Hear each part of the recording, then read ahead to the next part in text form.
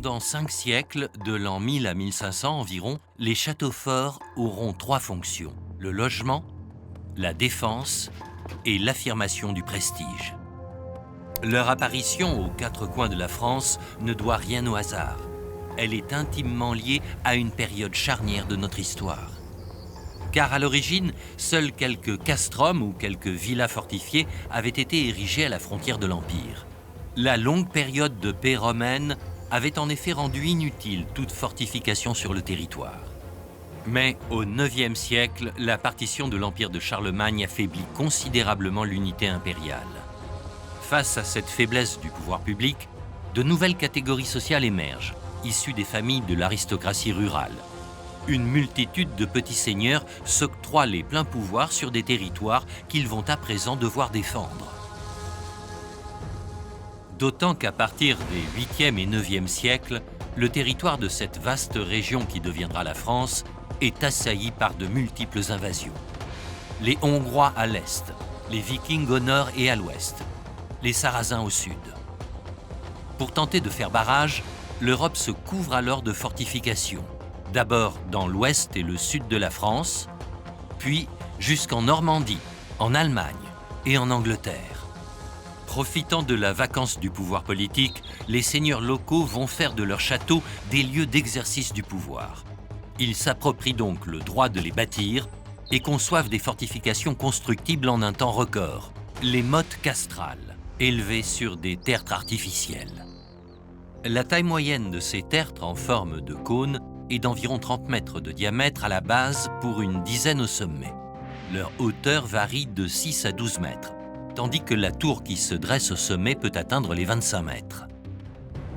En contrebas se trouve la basse-cour, le plus souvent circulaire ou ovale, entourée d'un fossé et d'une palissade. Une tour-porte en bois peut en défendre l'accès. C'est là que se trouvent les bâtiments de service: écuries, fours, pressoirs ou forges. Le château à motte de Saint-Sylvain d'Anjou est l'une des reconstitutions les plus fidèles de ce type de construction. Il s'agit d'un projet un petit peu particulier puisqu'en fait à l'origine à Verrières en Anjou se situait une motte castrale, donc comme on pouvait en voir au Moyen-Âge. Donc l'idée c'était vraiment de reconstituer un château à motte comme on pouvait en voir au début du XIe, XIIe siècle. Alors les caractéristiques du château à motte sont très visuelles. On a essentiellement cette palissade en bois qui va ceindre tout le château avec les meurtrières et puis les pieux qui sont au-dessus. Et puis on a également le fossé qui est en haut, donc les douves tout autour qui vont permettre d'assurer de la protection. Et puis évidemment l'élément caractéristique du château à motte, c'est vraiment cette tour qui est placée sur une motte de terre assez haute. C'est un château qui est à la fois rapide mais aussi économique à construire.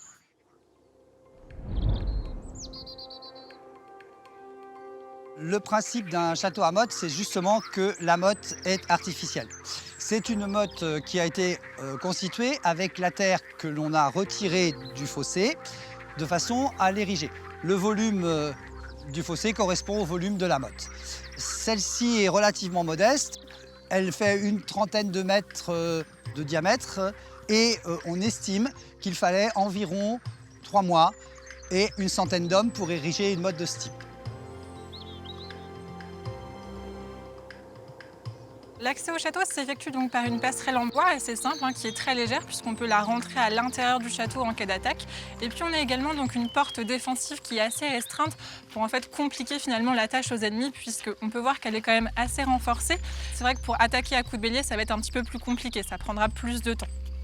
Ce qui désigne le château à motte, c'est vraiment l'ensemble de ce qui se trouve dans les palissades. Donc tous les bâtiments finalement composent le château à motte. Ici on est sur une châtellenie rurale, donc on pense qu'il y avait environ une trentaine d'habitants.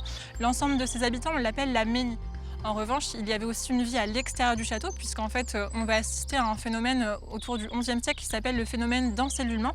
En fait, les seigneurs vont faire miroiter la sécurité aux paysans qui habitent autour du château pour les inciter à se rapprocher finalement de l'enceinte. Donc tout va vraiment s'organiser. Les paysans vont venir commercialiser leurs produits dans le château. Il y a vraiment un rapport de dépendance qui va s'instaurer. Ces forts liens de dépendance entre le seigneur et le reste de la population marquent bien au Xe siècle la naissance de la féodalité. Symbole de ce pouvoir décentralisé, les châteaux à motte vont se multiplier pendant près de 2 siècles. Leur tour est le signe du prestige et de l'autorité des seigneurs. Donc aujourd'hui, nous accédons à la motte par un escalier. Mais à l'époque, nous avions plutôt une passerelle jetée au-dessus de la douve, depuis la motte jusqu'à la cour, et une passerelle recouverte de planches qu'on pouvait démonter très rapidement, de façon à couper l'accès à l'ennemi si on venait se réfugier sur la motte. Et au dernier étage, la tour donc, est munie d'un our, donc une partie débordante, munie d'ouvertures, qui va permettre de jeter des pierres, de tirer à l'arc, de façon à ce que l'ennemi ne puisse pas rentrer à l'intérieur de l'édifice.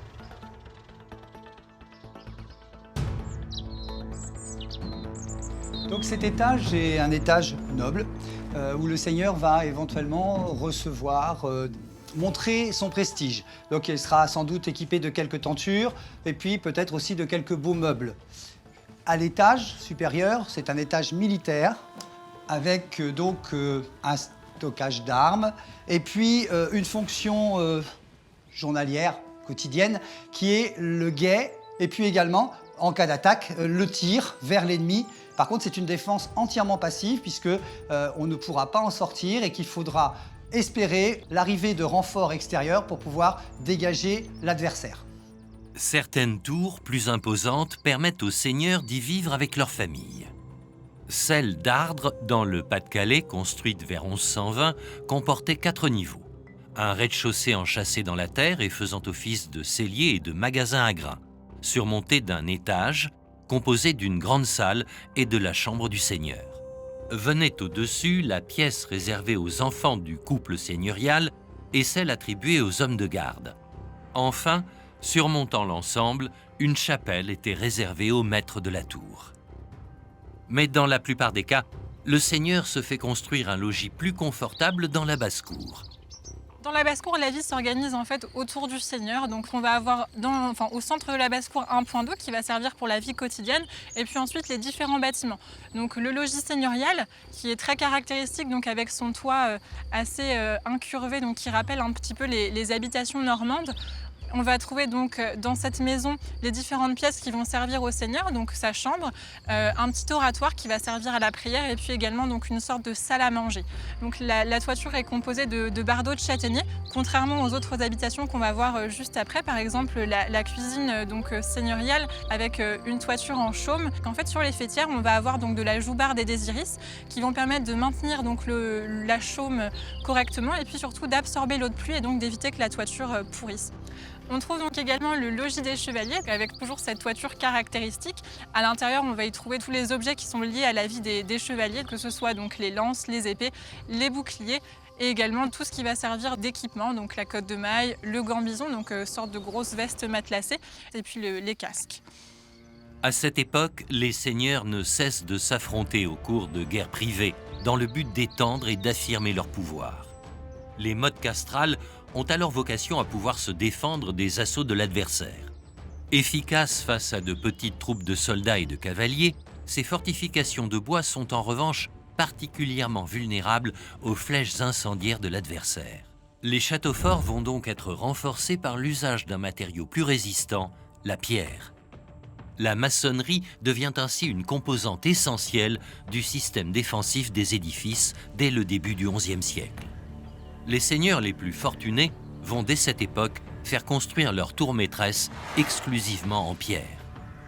Le plus célèbre d'entre eux, Foulques Nérat, devenu comte d'Anjou à seulement 17 ans, va faire construire une trentaine de forteresses, dont celle de Loches, en Indre-et-Loire, l'une des plus anciennes et imposantes tours maîtresses en pierre. Avec une telle construction, Foulques Nérat s'impose aux yeux de tous comme l'égal du roi. Le donjon de Loches est érigé au début du XIe siècle, à l'époque où le comte d'Anjou Foulques Nérat décide de faire de ce lieu vraiment un endroit clé de ses possessions en Touraine. Et notamment, il décide d'y faire édifier donc une tour maîtresse qui est derrière nous, qui va vraiment structurer complètement l'espace sur cette partie la plus à l'ouest de la Touraine, et donc vraiment de poser là un acte à la fois politique et architectural majeur. Le donjon de Loches forme un rectangle d'environ 25 mètres sur 15. Sa hauteur est d'environ 37 mètres. Au troisième étage, de larges ouvertures permettaient d'accéder à une galerie de bois en surplomb, offrant la possibilité d'ajuster un tir ou de lancer des projectiles sur les assaillants parvenus au pied des murailles. On distingue encore les encoches qui aujourd'hui apparaissent en relief sur cette face sud du donjon.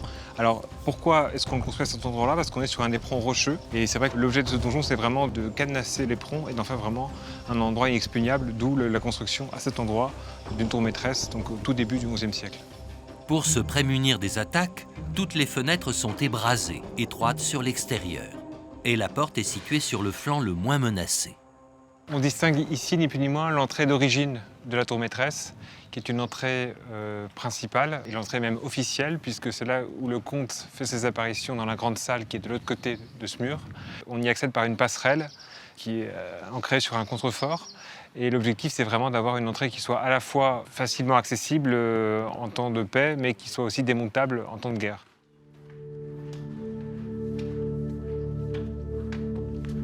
Sur le flanc nord-ouest, une seconde entrée plus discrète, aménagée pour les domestiques et les soldats, est protégée par un avant-corps rectangulaire, le petit donjon. Alors de cette petite tour, on accède à la tour maîtresse, qui est probablement l'élément majeur de ce monument, et qui est organisé selon un dispositif qui est assez classique à l'époque dont on parle, au Moyen-Âge. On a donc 3 fonctions principales. La fonction publique ou politique où nous sommes, qui est le premier niveau, où là le comte va recevoir ses invités, où il va rendre justice, où il va probablement aussi adouber des chevaliers, donc vraiment une fonction politique majeure. Le deuxième niveau est un niveau plus privé, puisque c'est là que le comte se retire avec les siens. C'est la chambre ou la caméra, selon le terme latin. Et cet espace, en fait, communique avec la capella, donc avec la chapelle, qui est un lieu d'oraison où, là encore, la famille comtale peut se retirer. Et enfin, on culmine avec le troisième niveau, qui est un niveau défensif, qui peut être investi par le corps de garde, par la garnison, en cas d'attaque potentielle. Donc vraiment, une superposition de fonctions qui sont toutes complémentaires l'une de l'autre. Ce qu'on peut aussi dire de ce monument, c'est la grande qualité architecturale de son équipement intérieur, avec notamment une série de hottes coniques donc qui désignent l'emplacement ancien des cheminées. Et également, ce qu'on peut indiquer, c'est qu'on est sur de très gros volumes. On a cette première salle qui est une salle qui fait pratiquement 7 mètres de hauteur, qui en longueur fait au moins une vingtaine de mètres et une dizaine de mètres en largeur. Donc vraiment des espaces qui sont destinés à impressionner la personne qui va s'y rendre et à marquer, encore une fois, le pouvoir et la puissance de celui qui est le maître des lieux. Au début du XIIe siècle, ces nouvelles tours maîtresses en pierre vont peu à peu se généraliser, y compris au sein des fortifications plus modestes. Ce sera le cas à Gisors, dont le premier château à motte date de la fin du XIe siècle. Lors de la rébellion des seigneurs normands contre la tutelle anglaise, cette forteresse subira son premier siège en 1120. Dès lors, son souverain anglais jugera plus sûr d'édifier en lieu et place de l'ancienne tour de bois un donjon en pierre de taille de forme octogonale abrité derrière une solide enceinte circulaire, la Chemise. Sur Gisors, on a vraiment une des mottes les mieux conservées probablement d'Europe, avec une chemise qui est également très bien conservée et sur laquelle on retrouve également le donjon. On est à Gisors, donc sur une ville qui est stratégique pour les monarchies qui sont rivales, qui s'arrachent le château au fur et à mesure du temps. Le château est un coup normand, un coup français. Il faut absolument mettre des défenses particulières à ce château pour le protéger. C'est pour ça notamment que sur la face nord du donjon, on va avoir des constructions qui vont se rajouter au fur et à mesure de façon à protéger l'intérieur du site. Donc on met en place de nouvelles techniques et ça permet également aux rois de pouvoir montrer leur puissance. Plus ils construisent des choses impressionnantes, plus ils assoient leur pouvoir. L'intérêt d'une telle construction repose uniquement sur sa défense passive, sa capacité à résister aux assauts répétés de l'ennemi. Les obstacles sont donc multipliés pour empêcher l'assaillant de pénétrer à l'intérieur du château. Des fossés larges et profonds, de multiples enceintes aux murailles élevées et solides, et des organes de défense avancés, comme la barbacane, censée retarder la progression de l'ennemi. La tour maîtresse, ainsi retranchée, doit rester imprenable, car le donjon, symbole du pouvoir et de l'autorité des seigneurs, est également leur lieu de résidence. Ces tours maîtresses, construites selon un plan quadrangulaire simple à bâtir, sont ainsi appelées tours-résidence ou tours-palais. Le modèle anglo-normand de ce type de donjon est la tour de Londres, construite vers 1070 sur ordre de Guillaume le Conquérant. On trouvera également en Normandie le grand donjon du château de Falaise, bâti sur ce même modèle au tout début du XIIe siècle. De nos jours, cette fortification offre un amalgame d'architecture très varié, mais à l'origine, pas de tour ronde. La forme carrée ou rectangulaire reste le standard. Le château de Falaise est un des premiers châteaux de pierre, très vraisemblablement l'un des plus anciens de Normandie, voire peut-être de France, qui est dès l'origine constitué de défenses maçonnées. La présence d'un château à Falaise peut s'expliquer pour plusieurs raisons. Déjà, très certainement, la volonté de contrôler, comme c'est souvent le cas, un point de passage, des voies de circulation, puisqu'on a 2 routes déjà se croisant à proximité du rocher sur lequel on a choisi d'implanter le château de Falaise. Et puis le fait aussi, sans doute, de sa proximité, sa relative proximité avec la zone frontière, souvent assez disputée au XIe, au XIIe siècle, entre comtes d'Anjou et ducs de Normandie. C'est ce qui constitue le caractère exceptionnel du château de Falaise, c'est qu'on conserve non pas 1, mais 3 donjons ou tours maîtresses, bâtis l'une à la suite de l'autre par des propriétaires différents du site. Le plus ancien de ces donjons, c'est le donjon palais qui se trouve derrière moi, la grande tour rectangulaire que l'on doit, alors non pas à Guillaume le Conquérant, qui n'a jamais connu les donjons tels que nous les voyons, mais que l'on doit à l'un de ses fils, Henri Ier d'Angleterre, dit Beauclerc. C'est une tour refuge, c'est une construction défensive. On n'a pas encore tellement conçu de structures défensives qui permettent de faire mal à un éventuel attaquant. L'idée, c'est plutôt de compter sur l'épaisseur et la solidité de ces murs derrière lesquels on va se réfugier en cas de siège et en ayant stocké bien sûr en prévision d'un éventuel siège suffisamment de ressources alimentaires permettant de tenir autant que possible à l'intérieur. Mais ce modèle de donjon quadrangulaire, conçu essentiellement pour une défense passive, montre vite ses limites. Les 4 coins de la construction, aux arêtes saillantes, sont difficiles à protéger et à défendre. Profitant de ces angles morts, l'ennemi peut facilement accéder au pied du donjon et y creuser des sapes, des galeries souterraines courant sous les murailles ou les tours et étayées de poutres de bois qu'il suffit d'enflammer pour faire s'effondrer l'enceinte du château et y pénétrer. Autant l'extérieur est relativement austère, le principal c'est que les murs ne permettent pas l'escalade, soient suffisamment résistants à la mine ou à la sape, mais l'intérieur se doit d'être digne, bien évidemment, d'une maisonnée seigneuriale. Donc on y multiplie les éléments de confort qui rendent le séjour du seigneur à l'intérieur de la tour le plus agréable possible. Depuis l'époque carolingienne, l'aménagement des logis seigneuriaux s'organise autour de 3 espaces de vie essentiels. La aula, pièce principale et lieu d'exercice du pouvoir, la camera, à savoir la chambre privative du seigneur et de sa famille, et la capella, la chapelle, lieu de recueillement et de culture incontournable au Moyen-Âge. Des aménagements et des décors aujourd'hui disparus, mais que la technologie 3D permet de reproduire. À Falaise, des tablettes numériques offrent une visite de ces espaces en réalité augmentée. Donc ça permet de superposer sur l'existant actuel des éléments autrefois présents dans la pièce. On se trouve par exemple ici dans la salle principale du palais des ducs de Normandie à Falaise au XIIe siècle. C'est ce qu'on appelle donc la salle ou l'aula. C'est la salle de réception. C'est une salle d'apparat qui est volontairement très luxueuse à l'époque, très ostentatoire. Donc on a restitué cette idée d'éléments de décor, aussi bien qui peuvent être des peintures murales, hein, comme vous le voyez ici, ou des éléments de confort et de décor supplémentaires, en installant bien évidemment ces tentures, ces rideaux, qui permettent à la fois de décorer, mais aussi de réchauffer les lieux. On a voulu faire revivre à Falaise quelque chose qui est souvent oublié dans les visites de châteaux, c'est l'omniprésence de la couleur dans le quotidien des gens du Moyen-Âge. On aime la couleur, on a le goût de la couleur. Donc pour les seigneurs, c'est aussi une manière, bien évidemment, de montrer leur richesse. C'est un véritable signe extérieur de richesse. On peut ensuite découvrir la salle suivante, qu'on appelle à l'époque la chambre, qui n'est pas uniquement la chambre à coucher du seigneur, mais plus globalement les appartements seigneuriaux. Et puis on peut bien évidemment aussi enfin découvrir la chapelle, très belle chapelle du XIIe siècle, typique de l'architecture romane, qui là encore se voit à nouveau un petit peu sublimée, rehaussée des couleurs qu'elle a perdues. Et puis enfin, bien évidemment, on termine par les espaces de stockage, donc les celliers, mais aussi des salles dans lesquelles les soldats pouvaient, entre 2 périodes de service, passer le temps, puisque cette tour sert de casernement. À la fin du XIe siècle, la France est couverte d'une multitude de châteaux.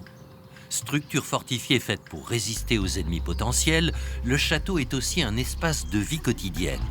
Les paysans viennent y travailler, curer les fossés, réaliser de menus travaux et bien sûr, exploiter les terres du seigneur qu'ils cultivent et entretiennent. Le châtelain est donc le maître d'un fief dont l'exploitation anime économiquement toute une région et sur lequel il exerce le droit de ban, le pouvoir d'exiger des paysans qu'ils utilisent les installations qu'il a fait construire, comme le four, le pressoir ou encore le moulin. L'exercice de ce pouvoir rapporte ainsi au seigneur des revenus particulièrement conséquents, les banalités. Le château fort se retrouve donc au cœur de la stratégie des puissants. Construire, c'est affirmer son pouvoir et sa puissance économique sur le reste de la population.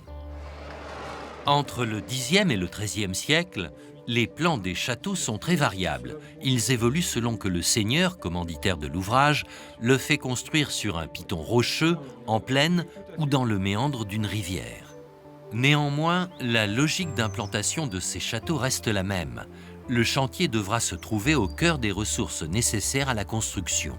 Une forêt pour le bois des charpentes et des échafaudages, une carrière pour la pierre, du sable et de l'eau pour le mortier. Ou encore un gisement de glaise pour les tuiles.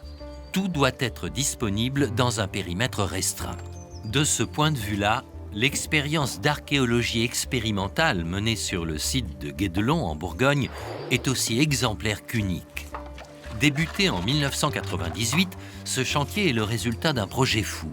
Construire un château fort en employant les méthodes du XIIIe siècle et percer ainsi tous les mystères des bâtisseurs médiévaux.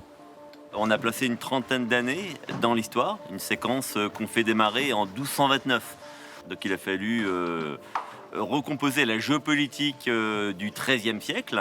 On a imaginé un petit seigneur qui construit donc un programme de petits châteaux. Seigneur de Guédelon, il est vassal de Jean de Toucy, un personnage qui existe à l'époque, et ce qui va nous donner finalement tout le programme et les moyens pour construire. Et construire, c'est précisément se remettre en phase avec un écosystème, à raccourcir les durées de trajet, à utiliser des circuits courts pour le sable, pour la pierre, pour le bois, et utiliser toutes les stratégies et toutes les opportunités que nous permettent les engins de levage ou les poulies pour arriver à bâtir avec efficacité. Guédelon utilise les mêmes matériaux qui auraient pu être utilisés au XIIIe siècle. Et là, c'était vraiment se lancer dans une aventure à la fois humaine et technique, jamais réalisée. Au XIIe et XIIIe siècle, la construction d'un château de taille moyenne était généralement achevée en une quinzaine d'années, bien que les commanditaires les plus riches pouvaient aller beaucoup plus vite. Au Moyen-Âge, les bâtisseurs travaillent en moyenne 200 jours par an, 8 heures par jour en automne et hiver, et 12 heures de Pâques à septembre. À Guédelon, le château est directement implanté sur une carrière de grès ferrugineux. C'est du sable qui a été collé par de l'oxyde de fer, donc il y a de l'ocre, et les sables forment des couches sédimentées, mais que l'on peut assez facilement séparer. C'est une roche qui est clivée. Et en utilisant la masse, on arrive à séparer les pierres qui vont nous donner 3 qualités. La première, on la réserve aux blocs de pierre de taille, pour les rangs de réalignement, pour des marches de seuil de porte. La deuxième, des pierres cassées, vont faire les moellons et les boutisses, qui sont les pierres qui sont sur le devant du mur du château. La troisième qualité, c'est les chutes finalement, c'est tout ce qu'on va mettre à l'intérieur du mur en remplissage. Une fois entièrement terminé, le château de Guédelon aura absorbé 10 000 mètres cubes de pierre, soit 25 000 tonnes de grès, le poids de 3 tours Eiffel ou de 61 Boeing 747. Toutes les pierres du château seront collées entre elles. Les maçons ou les gâcheurs sont en charge de la préparation du mortier. Pour simplifier, le mortier, c'est la colle. C'est ce qui permet de sceller les pierres. Alors dans le mortier, il faut de la chaux, du sable et de l'eau. La chaux, c'est ce qui fait le liant dans le mortier. Celle-ci, elle est faite de manière artisanale. Donc là, on est vraiment dans ce qui se serait fait ici à cette époque-là. Au Moyen-Âge, les maçons sont généralement, comme les tailleurs de pierre ou les charpentiers, des ouvriers hautement qualifiés, capables de mettre en œuvre des savoir-faire millénaires. ceux qui ont maîtrisé les mortiers de chaux, de sable, ce sont les Romains. On a 2000 ans de technologie romaine qui ont abouti à créer des voûtes en béton de chaux qui tiennent encore aujourd'hui à Rome ou à Ostie. Et la difficulté du monde médiéval, c'était de récupérer cette technologie et la rendre aussi efficace pour pouvoir bâtir des enceintes de pierre solides.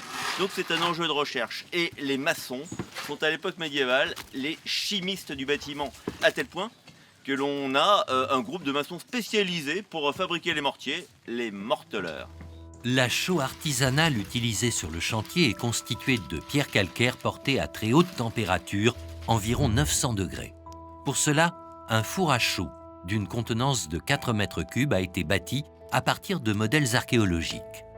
Et il fonctionne à merveille. Après 3 jours de chauffe, la pierre déshydratée est immergée dans des bacs où elle gonfle au contact de l'eau et se transforme en une mousse crémeuse. Ce qu'on appelle l'extinction de la chaux, c'est le fait de redonner de l'eau au calcaire. Quand on l'a brûlé, il a perdu son eau et son gaz carbonique. Ce qu'on appelle de la chaux vive en fait. Et du coup, on passe d'un hydroxyde de calcium à un carbonate de calcium après cuisson. Et quand on plonge un carbonate de calcium dans de l'eau, il y a un dégagement de chaleur. Et sous l'action de la chaleur que ça dégage, ça va se transformer en pâte. Cette pâte blanche qui durcit au contact de l'air servira à la fabrication du mortier, mais également aux enduits et autres badigeons.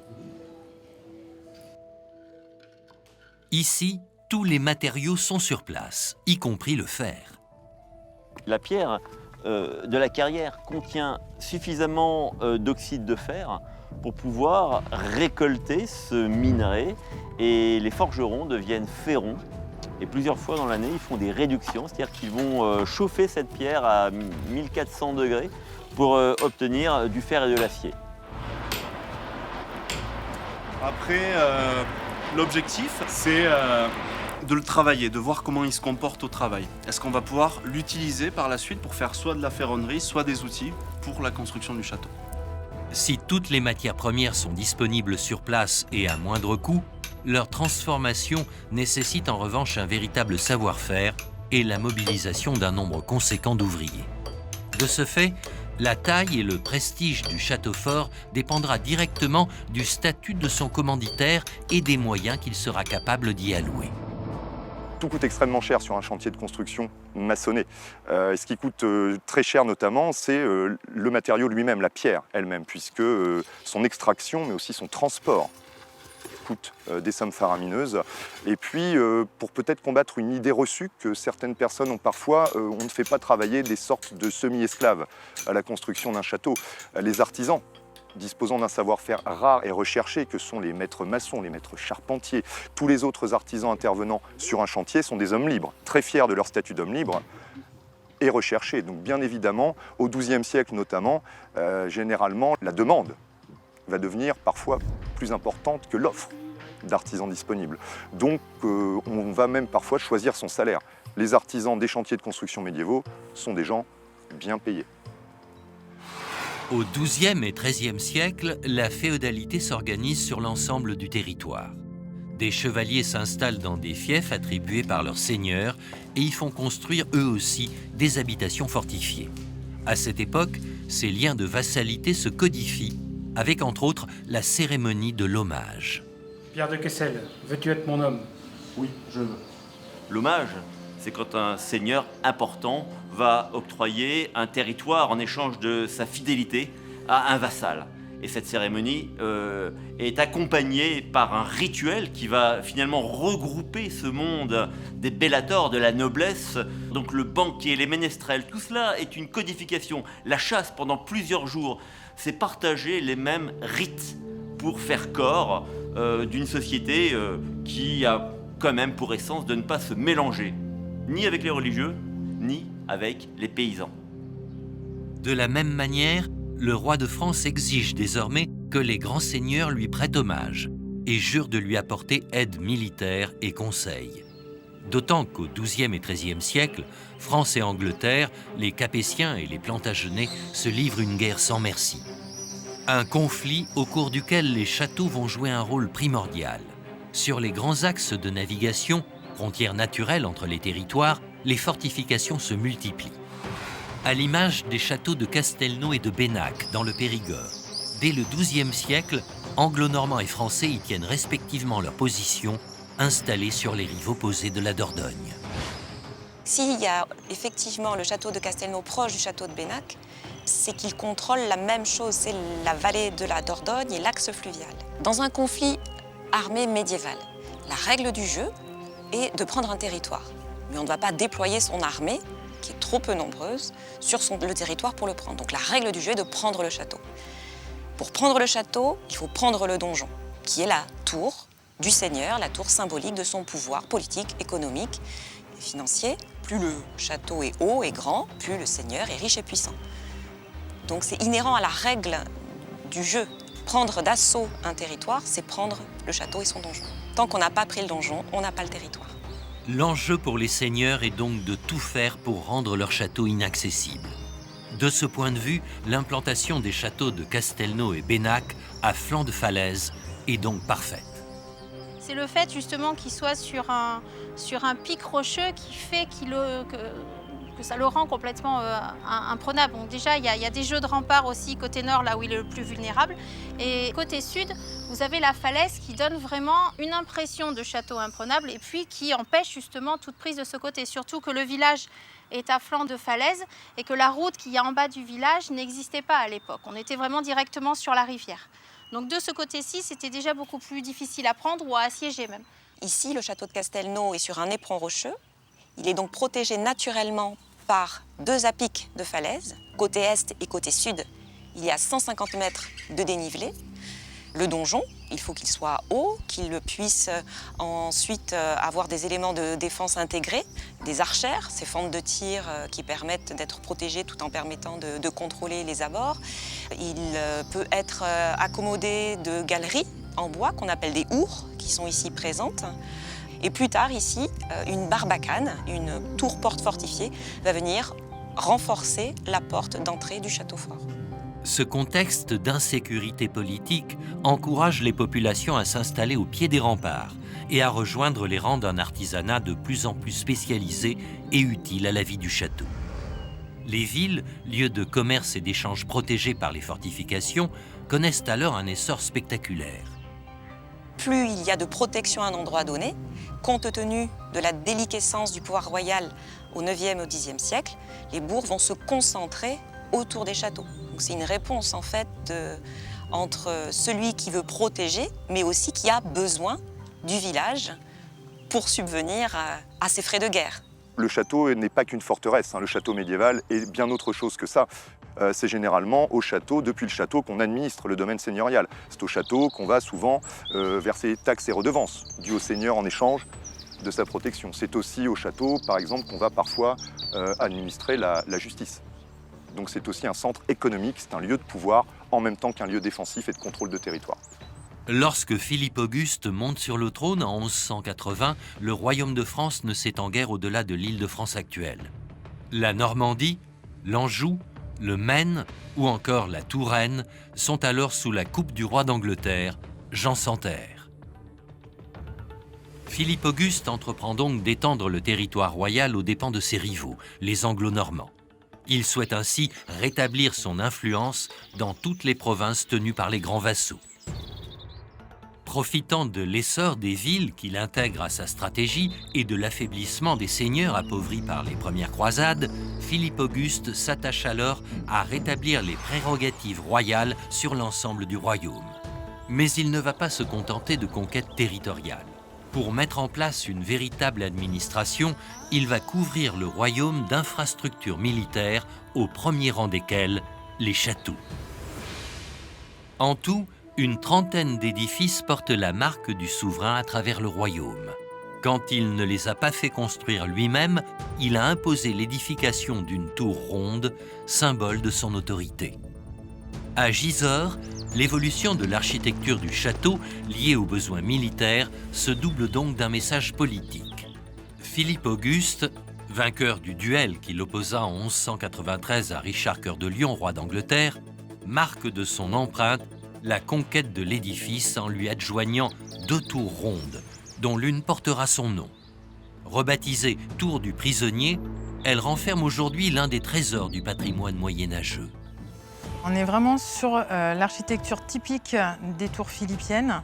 Donc une tour très ronde où la légende nous dit qu'il y aurait eu un prisonnier d'enfermé pendant de très longues années et sur ce temps il aurait gravé avec un clou unique l'ensemble des gravures qui s'y trouvent. Aujourd'hui on sait que les graffitis ne sont pas attribués à un seul homme. On le remarque assez facilement de par la finesse de certaines gravures, alors que d'autres sont beaucoup plus grossières. Il y a eu énormément de passages. Au moment où l'église de Gisors a été construite, il y avait des sculpteurs de métier qui étaient sur Gisors. Et on pense que ces gens-là ont pu venir dans la tour et faire des gravures. On retrouve certaines similitudes entre des gravures de l'église et celles que l'on a dans le cachot. Donc effectivement, les graffitis de la tour de prisonnier sont un des trésors de Gisors. Au mois de juin 1204, Philippe Auguste est désigné roi de France et non plus roi des Francs. Pour parvenir à défendre son royaume contre les appétits féroces des souverains plantagenets, le nouveau roi va faire construire des forteresses au plan standardisé, dont le modèle initial est le château du Louvre à Paris. À l'époque, le château du Louvre occupait le quart sud-ouest de l'actuelle cour carrée. Son enceinte est un quadrilatère de 78 mètres sur 72, dont les murailles sont renforcées par des tours pleines aux angles et des tours semi-circulaires en leur milieu. La tour maîtresse, également appelée donjon, s'élève sur plus de 30 mètres. Elle est ici placée au centre, mais peut également être édifiée dans un angle. Un chemin de ronde, muni de créneaux, court sur l'ensemble du périmètre, d'une tour à l'autre, tandis qu'une porte entre deux tours et un corps de garde protège l'entrée. Pour finir, un fossé rempli d'eau complète le dispositif défensif. Ces standards, typiques de l'architecture philippienne, se retrouvent au château royal de Dourdan, sans doute la plus aboutie et la mieux conservée des forteresses philippiennes. Ce château n'apparaît pas brusquement. En fait, il y a d'abord une ville antique qui est attestée notamment par une importante nécropole. Et puis, ces terres de Dourdan vont être un lieu de séjour pour les Robertiens et les Capétiens. Et d'ailleurs, Hugues Capet intègre les terres de Dourdan dans le domaine royal. Et de ce fait, le château que nous avons sous les yeux est celui de Philippe Auguste, construit quelques années après le Louvre. Nous sommes dans les années 1220, on ne connaît pas la date exacte de démarrage des travaux. Et ce château va être pour Philippe Auguste une sorte de testament, puisqu'il va mourir en 1223 et que ce château est en quelque sorte le résumé de toutes ces conceptions de défense militaire.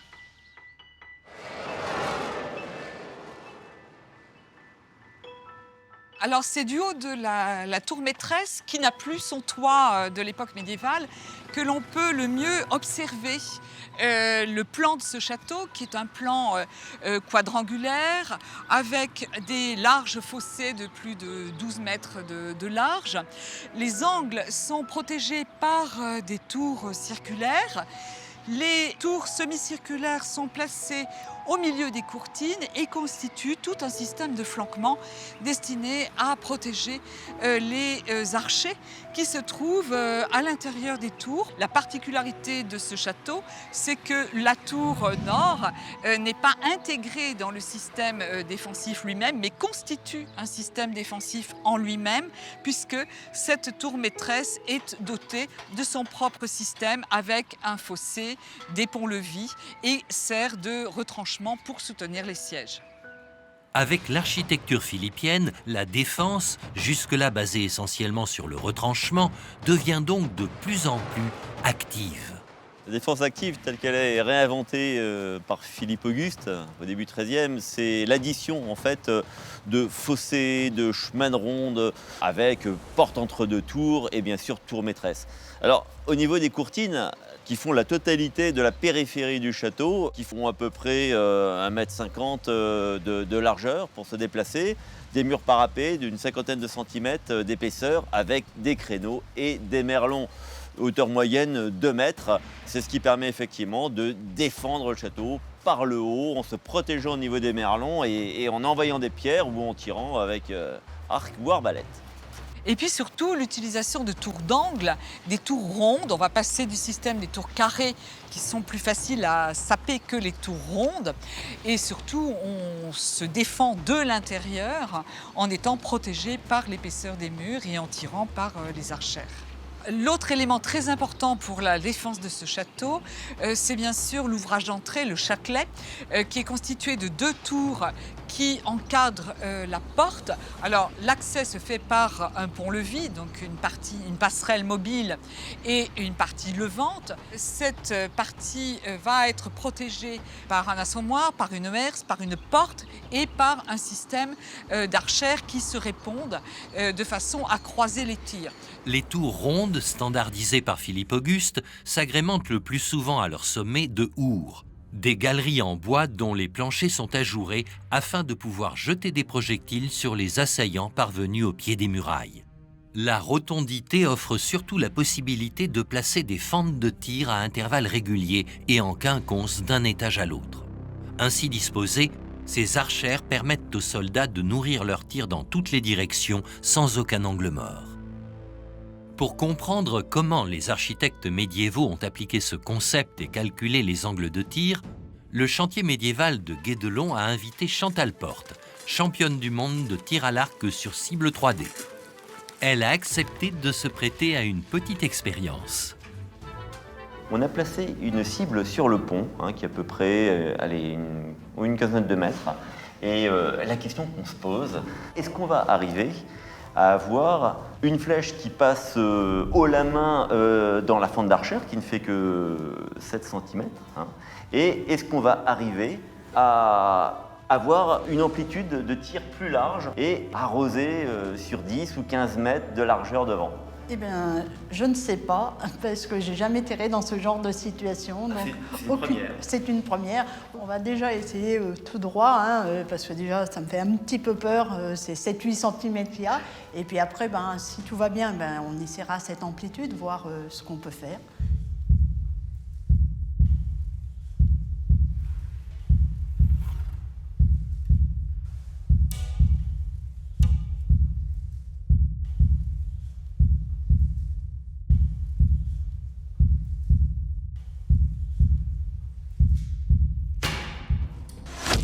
Oh là là, c'est magnifique, bravo!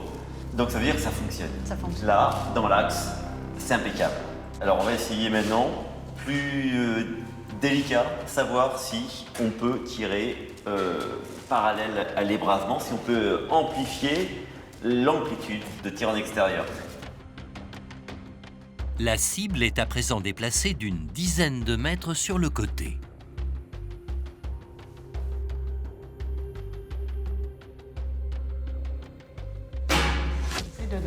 Waouh! Parfaitement dans le mille. J'étais un peu sceptique, mais je pense qu'on peut faire confiance aux gens du Moyen-Âge. Ils avaient déjà testé la chose et je pense qu'ils avaient vu juste. Ça veut dire qu'avec 7 cm d'ouverture d'archère, avec une largeur de 1,20 m, on peut couvrir sur le devant un champ de plus de 10 mètres. Ça veut dire qu'il pourrait même être plusieurs archers à tirer? Oui. Alors maintenant, on va essayer une dernière chose, de voir si, en tirant du pont, on arrive à faire rentrer une flèche à l'intérieur de la tour. Notre challenge. Allez. On est parti. C'est la première fois que tu attaques un château? Oui, c'est bien la première fois que j'attaque un château, oui. Bon, on va voir comment ça va se passer. Allez, on y va.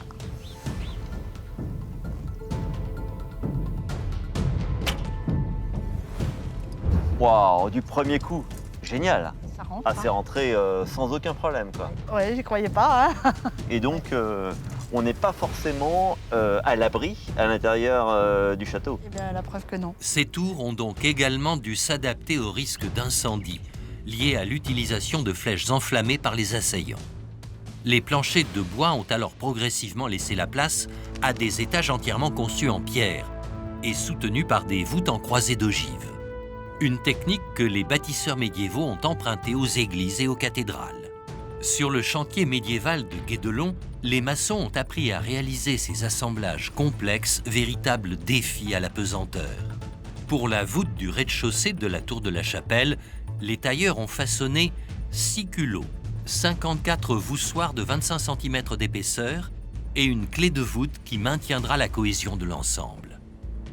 Les pierres portent des marques indiquant le sens de la pose, la position par rapport à la suivante, et des marques lapidaires, un sigle facilement identifiable et rapide à exécuter, permettant de payer chaque tailleur en fonction de son rendement.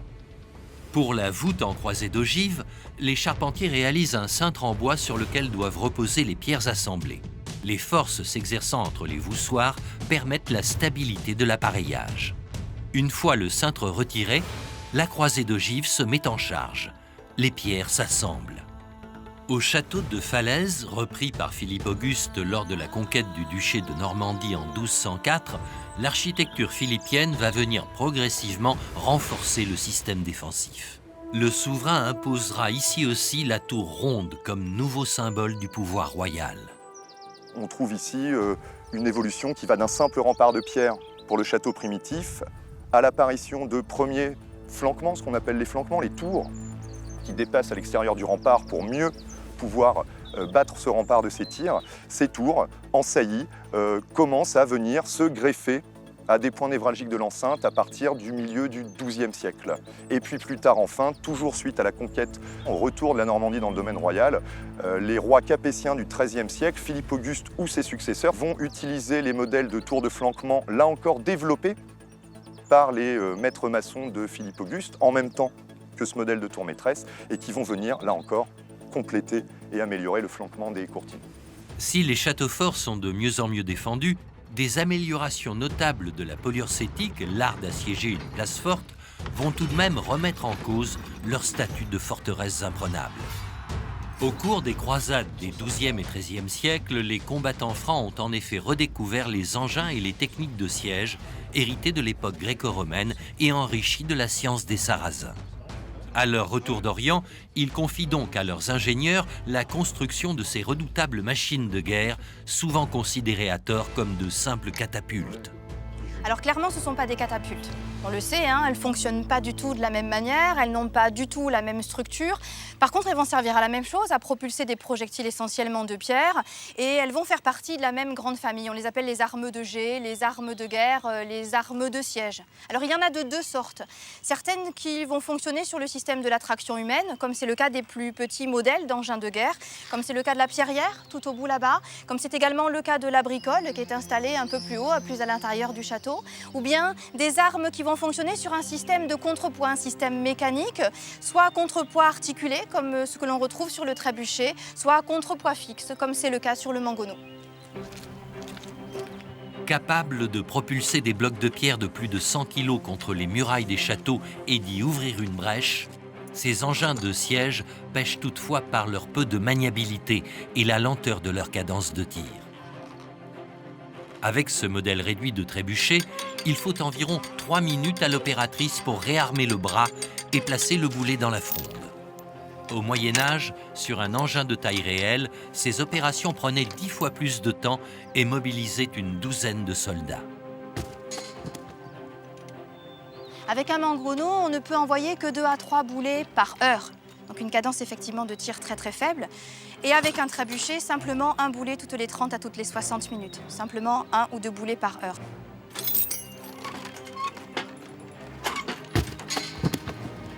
Ce ne sera pas le cas avec les plus petits modèles d'engins de jet, comme c'est le cas de la pierrière que l'on aperçoit ici, qui a une cadence extrêmement rapide. 1 à 2 pierres à la minute, 60 à 120 pierres par heure. Mais l'objectif est différent. Avec les gros modèles d'engins de guerre, mangonneau, trébuchet, l'objectif est essentiellement d'attaquer les châteaux forts. Alors qu'avec les petits engins, comme c'est le cas des bricoles, comme c'est le cas des pierrières, que l'on va trouver plus à l'intérieur des châteaux, on va s'en servir pour se débarrasser des adversaires qui, pendant l'assaut notamment, se rapprochent trop près de nos remparts. Donc non pas pour détruire les constructions des adversaires, mais les adversaires eux-mêmes. Le tir en cloche du trébuchet permet également aux assaillants d'envoyer des projectiles bien au-delà des murailles. Car à l'époque médiévale, la guerre se joue aussi sur le terrain biologique. On envoie également des cadavres, par exemple, d'animaux malades, infectés par la peste, par le choléra à l'intérieur des châteaux, pour que les épidémies s'y développent et obliger dans ces conditions-là les défenseurs à se rendre beaucoup plus rapidement. Et c'est pour ça que dans la haute cour, on retrouve justement un puits possédant une toiture. Ce puits fait 46 mètres de profondeur. Alors on a retrouvé certains boulets de pierre justement à l'intérieur, donc on sait qu'il était possiblement touchable, et c'est pour cela alors que pour protéger de toute infection, de toute pollution en période de guerre, cette toiture a été installée à cet endroit-là. L'architecture militaire d'un château répond au développement de l'ingénierie militaire médiévale. Il va s'épaissir et comme un oignon, il va se doter de couches supplémentaires d'obstacles, comme des fossés ou des murs supplémentaires. Et en l'espace de 100 ans, l'architecture du château va évoluer. Cette adaptation va s'organiser sur l'ensemble du territoire au sein de la plupart des fortifications. À Loches, par exemple, l'enceinte du donjon sera renforcée par l'emploi de tours aux formes encore inédites pour l'époque. On pense qu'elles ont été probablement inspirées de formes architecturales qu'on retrouve plutôt sur les territoires croisés en Terre Sainte. Alors ces tours ont une forme très singulière, ce sont des tours qu'on dit en amande ou à bec, qui ont une forme convexe, qui permet de faire rebondir et ricocher un potentiel boulet. Et il faut aussi indiquer que c'est des tours qui ont aussi une capacité offensive, puisqu'elles disposent d'un certain nombre d'archères. On est sur des tours qui font 25 mètres de hauteur, pratiquement 9 mètres de diamètre, et donc qui vraiment sont tout à fait en capacité de pouvoir absorber des attaques qui sont vraiment celles de la période troublée de la fin du XIIe, XIIIe siècle. Bénéficiant de l'expertise militaire des ingénieurs et financée par des rois de plus en plus riches et puissants, l'armée royale regroupe à cette époque des milliers d'hommes. Elle permet aux souverains d'intensifier leur conquête des territoires, affaiblissant considérablement la puissance des seigneurs locaux, souvent ruinés par les croisades menées en Orient. Ainsi, au début du XIIIe siècle, la Provence et le comté de Toulouse ont déjà intégré le royaume. Louis IX, petit-fils de Philippe Auguste, va consolider l'héritage entre 1226 et 1270, poursuivant l'idéal capétien d'un État qui s'étendrait de Brest à Strasbourg et de Lille à Aigues-Mortes. La féodalité connaît alors un net recul à la faveur du pouvoir royal. Cette période du Moyen-Âge incarne véritablement la naissance d'un État jusqu'alors en gestation. Avec les successeurs de Philippe Auguste, le pouvoir régalien de plus en plus centralisé continuera de s'appuyer sur un important réseau de fortifications. Les châteaux forts n'auront alors de cesse de changer de fonction et de physionomie, prenant de nouvelles formes architecturales plus adaptées à leur défense et à la riposte face à des ennemis de mieux en mieux équipés. Incontournables dans le paysage, les châteaux forts s'enrichiront de nouvelles innovations pendant 2 siècles encore.